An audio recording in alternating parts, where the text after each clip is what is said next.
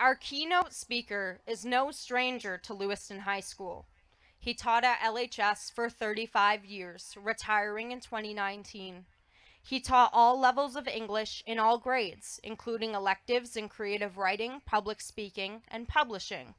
He advised several clubs, including the LHS Environmental Club, Collage Magazine, and Poetry Out Loud, as well as directing the AVAC Gifted and Talented program for 5 high schools.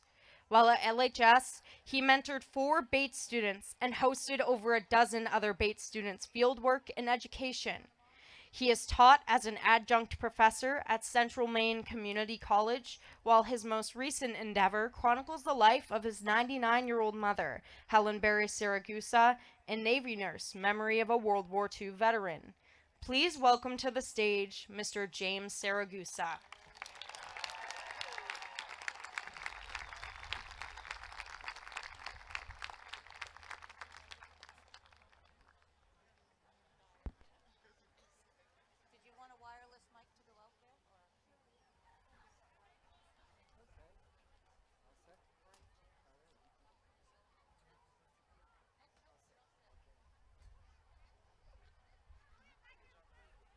Thank you, Riley May, for that kind and warm welcome.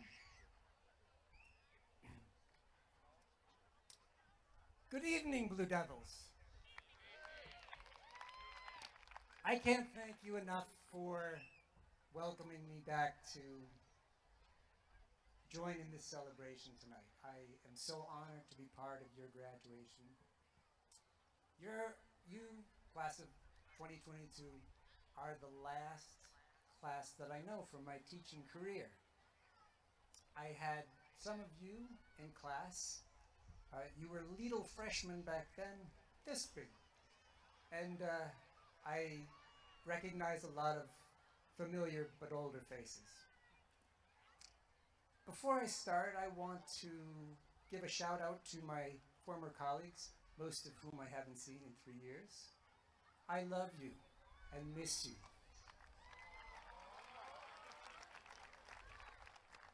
I reckon that my role here tonight is to dispense some worldly advice, so I will do that. But take it or leave it, it's just one person's opinion, though I hope that it may be useful to some of you. And I don't want this to be my autobiography, but I do feel the need to share some events from one year in my life. That would be my sophomore year in high school, so that you know the experiences that led me to these conclusions. So it was 1972, the beginning of my sophomore year in high school, and I began my year having made 2 friends my freshman year. I didn't really interact or engage with my other classmates because what I held in my heart was mostly mistrust and suspicion of my fellow humans. I had some personal struggles at the time. One was academic. I could barely read, which is ironic because I became an English teacher. Comprehension wasn't the issue. I could understand the words and ideas okay. But this was my experience. I would start to read, and then sometimes within just a few sentences, what I was reading would remind me of something in my past or something going on in my life at the time.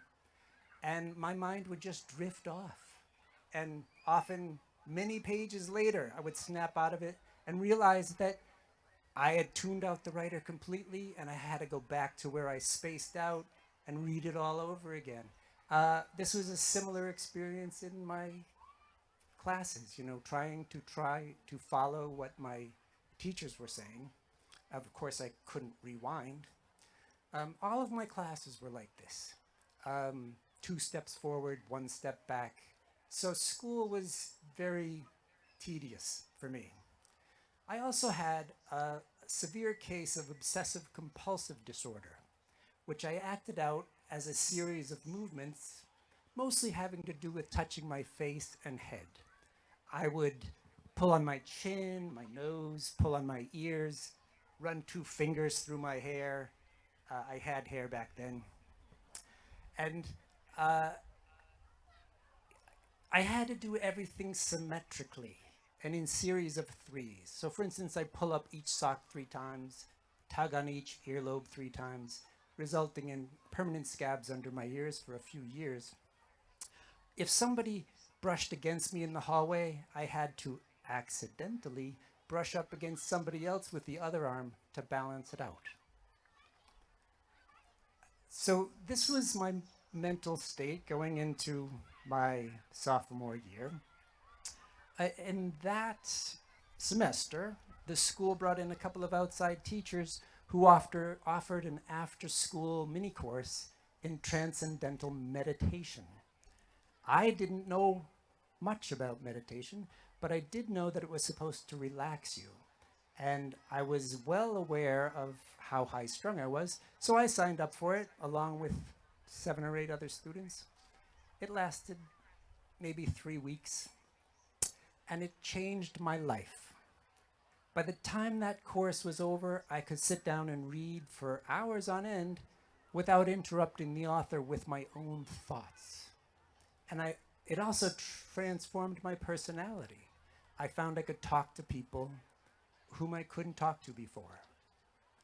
Why did this happen? How could learning meditation have such a dramatic impact on my life? Well, for those of you who may be unfamiliar with it, let me explain briefly what it is. Meditation is just sitting quietly and being aware of one thought. In transcendental meditation, that one thought is a mantra. You've all heard of Om. That's a generic mantra. They gave us a personalized one, but it works the same.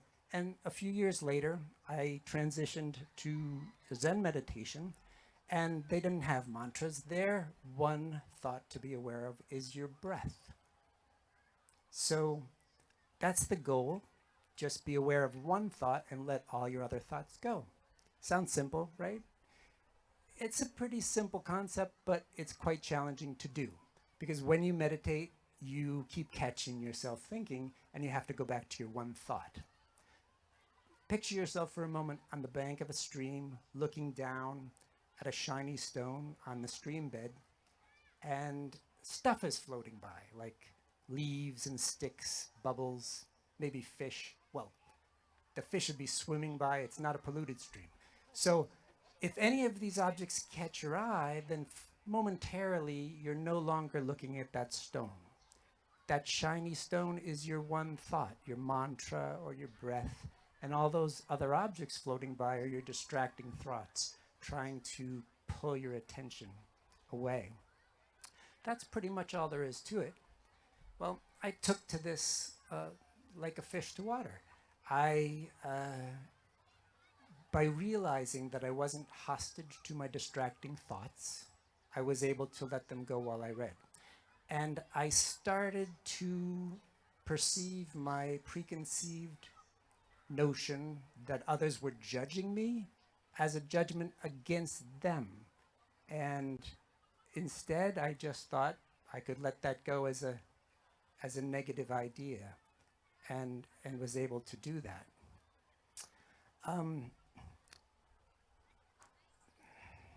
The OCD took a little bit longer to let go of, but by the time I returned to school in my junior year, I had seen that as another distraction to let go of, and that freed me of that as well.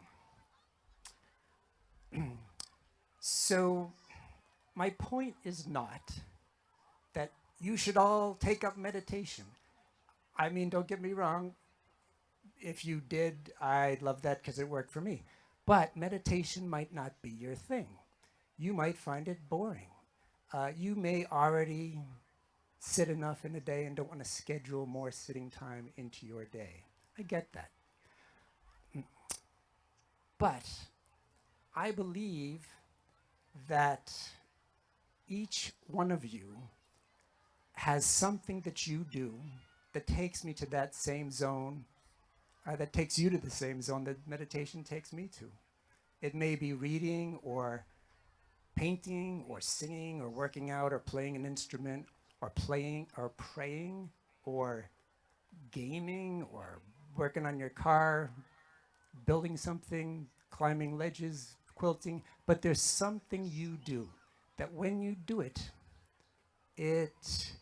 everything else that's going on in your life just sort of drifts by, and everything going on in the world does as well. So, oops, sorry. Here's my advice to you. Take that skill that you already have and apply it to everywhere that it's needed in your life. Decide what thoughts and feelings are useful and healthy for you, and let go of the rest. Let go of past traumas.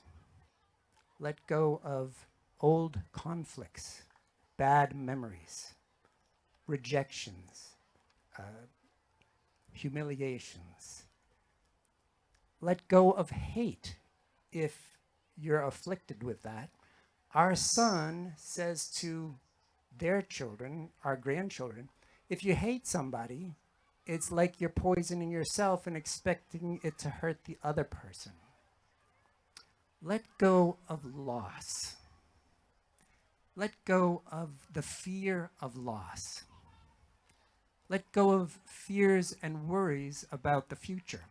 A little worry can be useful because you can get motivated to address it and plan for the future. For example, I was a little worried that I'd forget some things I wanted to say to you tonight. So I wrote it down months ago so I'd stop worrying about it. But if you can't sleep at night because you're worried about outcomes that you can't control or prevent or even predict, that's not serving you. My big regret, my big distraction to let go of at my age is regret. I've done a lot of things wrong in my life, and many things I could have done better, and many things I should have done but didn't do. And I have to remind myself that I've spread some good ripples and to try to spread more.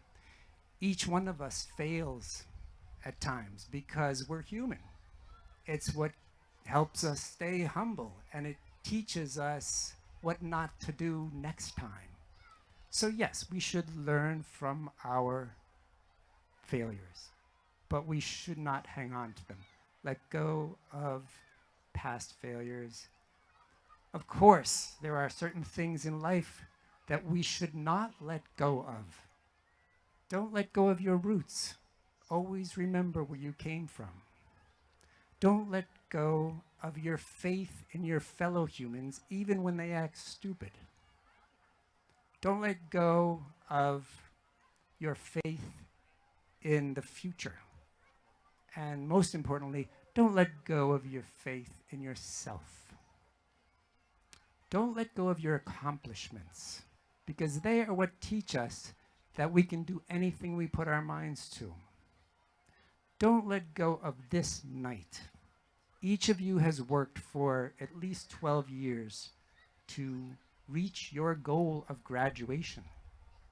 And that goal is no longer a dream. Tonight, it's a reality. And congratulations to each and every one of you. And thank you so much for sharing your moment with me.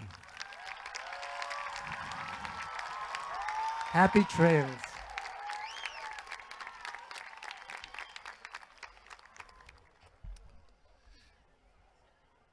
Thank you to all the speakers. Assistant Principal Jay Dufour will now present the Norman Dion Medals.